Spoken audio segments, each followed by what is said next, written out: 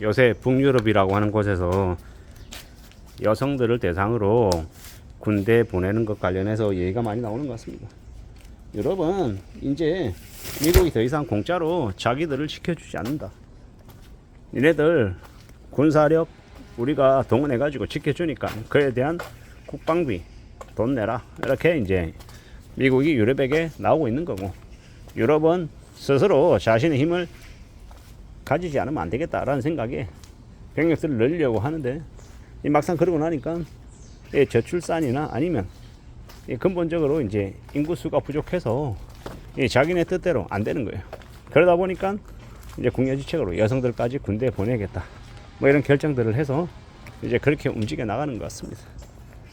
이런 이제 유럽의 사례들을 보면서 우리도 이제 고민하게 되는 거죠. 한국이라고 한 나라도 계속 이제 청년들 수가 줄어들고 있고, 이 군인들 수가 예전만 못한 거예요. 이런 상황에서 군인들 수를 좀 이렇게 유지해 나가려면 어떻게 해야 됩니까? 결국 이제 여성들도 군대에 보내야 되는 게 아닌가, 뭐 이런 이야기들이 나올 수밖에 없는 겁니다. 단순하게 얘기해서 지금 군복무 기간이 18개월입니까? 24개월입니까? 뭐 그걸 36개월, 40개월 이렇게 늘리지 못하잖아요. 그리고 이제 남성들도 계속 수가 줄어드는데, 군대에 갈 연령대에 해당되는 청년들의 수가 줄어드는데 어떻게 메꾸겠냐라는 겁니다. 결국은 여성들도 사병으로 군 부대에 징병을 해야 된다라는 게 저의 생각이고요.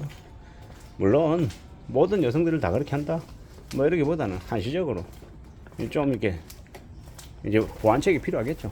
예를 들어서요,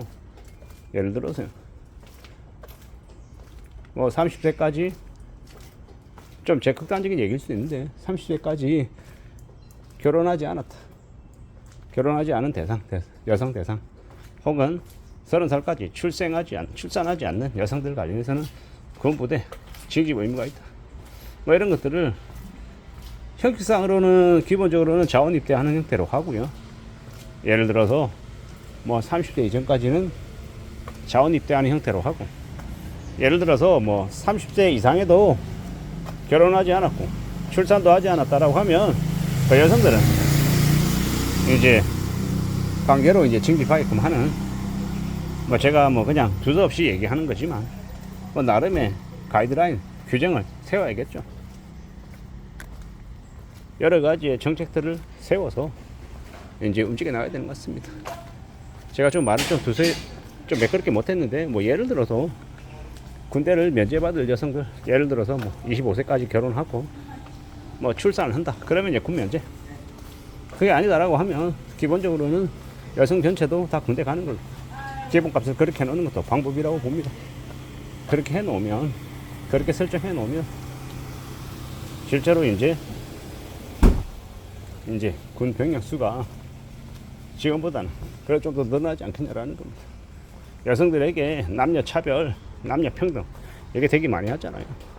여성들은 애를 낳는데 남성들은 애 안 낳잖냐, 뭐 이런 개소리 하는 사람들도 있는데, 유럽의 경우를 보니 유럽에서 여성들조차 군 부대에 보내는 걸 보면 이제 더 이상 군대라고 하는 조차 남녀로 구분할 수 없겠다라는 겁니다.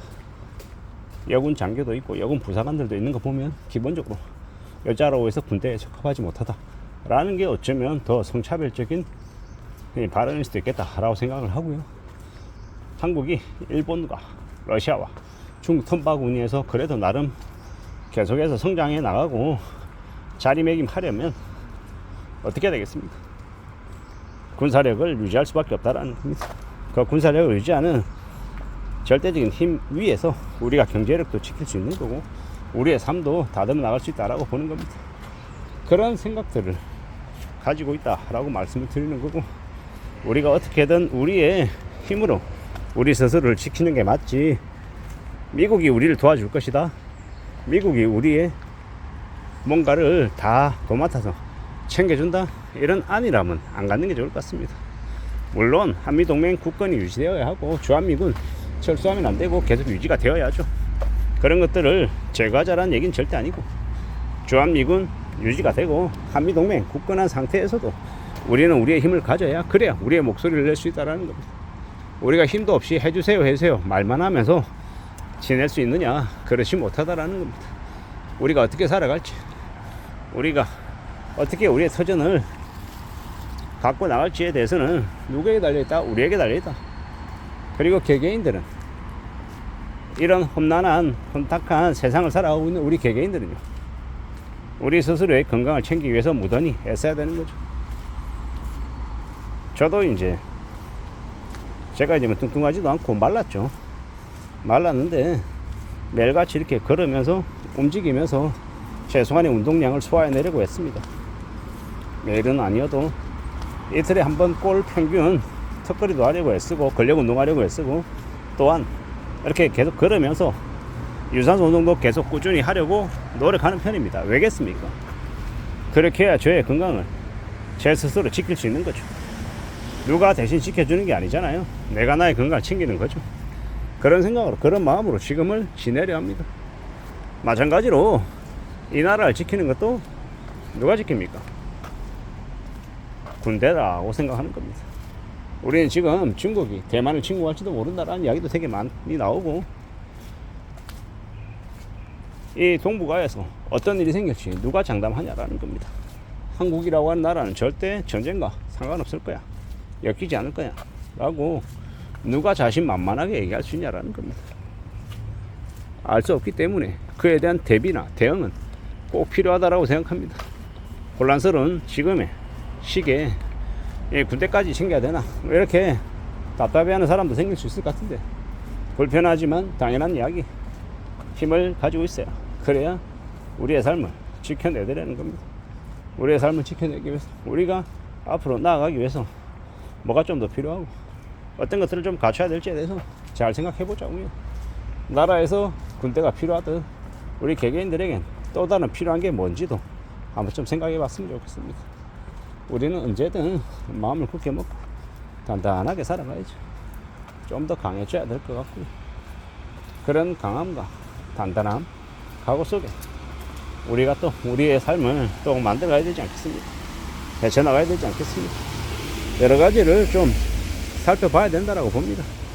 궁리해야 된다라고 보는 거죠. 조금 더 강해져야죠. 조금 더 단단해져야 된다라고 봅니다. 누가 뭐라 하든 간에 좀 우직하게 마음을 먹어보자. 그런 것들이 더욱더 필요한 것 같습니다. 해보자고. 분발해보자고. 움직여 나가보자고. 그래야 된다라고 생각합니다. 우직하게 마음 단단히 먹고 각오하고 지내야, 그래야 삶이 지켜진다라고 봅니다. 이상입니다.